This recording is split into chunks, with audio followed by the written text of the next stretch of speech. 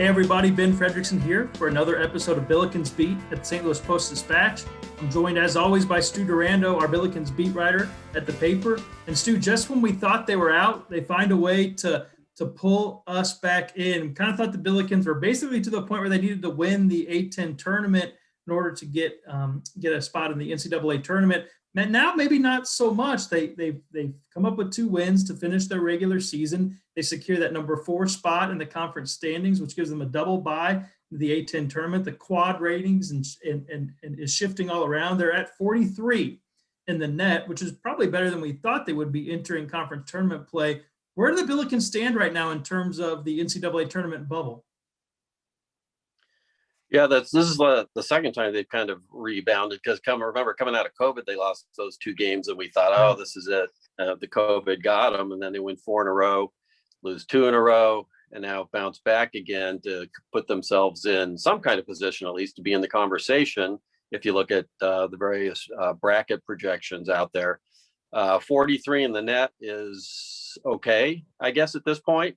It fluctuates. I mean, they went backwards 6 or 7 spots between games last week without even playing. So you just never know what's going to happen with the net rankings. But they've got some good wins. They've got a couple of bad losses still in quad 3, but they're still going to need to, most people would tell you, get to at least the championship game, probably, to be in the at-large conversation again.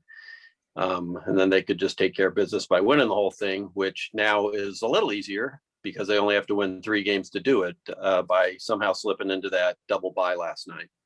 Yeah, the A-10 is completely wide open. The Billikens are the last A-10 conference tournament winners, so they would have a chance to go back-to-back, as Jordan Goodwin pointed out, after what was a pretty cool senior night for those guys, Stu. You heard Travis Ford get a little emotional introducing those guys to a crowd. Unfortunately, not a full place as it should have been, as those guys deserved, as these seniors have made quite the impact at SLU. But just your thoughts on Goodwin, on French being able to close out their home tenure at Chaffetz with a win.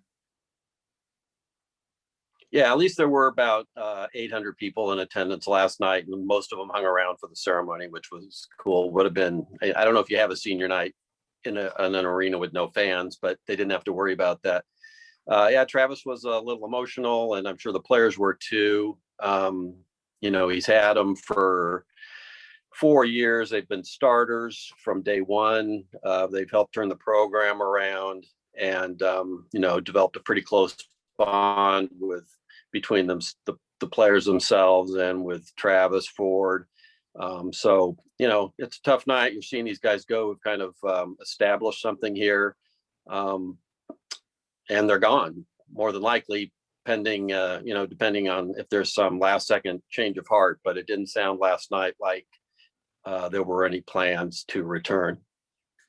In terms of looking forward, and we'll probably spend one of these later episodes talking about what, the NBA scouts and types think about, Goodwin and French, but we could have been talking about Javonte Perkins, and this Perkins says, no, I'm coming back.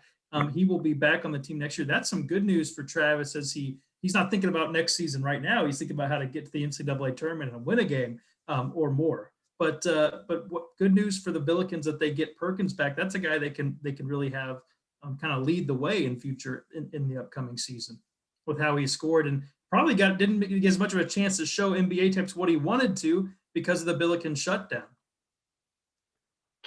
Yeah, he struggled a little bit coming out of the shutdown, which he has talked about. His shot just wasn't right. He's gotten it back in the last several games.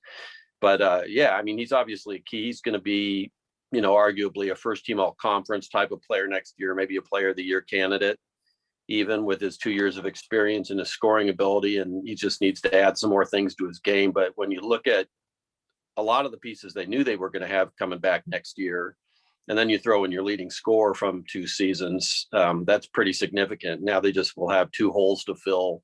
And what's an upper Atlantic 10 type of roster? A whole lot of rebounds to make up for next season with Goodwin and French coming off the books, but we'll worry about that when it comes. This is going to be interesting to see where the Billikens are as these final net rankings come in here. But let's just put it this way. They need to win at least a couple games in the A-10 tournament to feel good about selection Sunday. They'll get a chance to do that Friday, game 1. I would tell you who they're playing, but we don't know yet. It could be one of about 3 teams. So keep it locked at stltoday.com and check out the pages of the Post-Dispatch for the coverage as we get folks prepped for the A-10 tournament.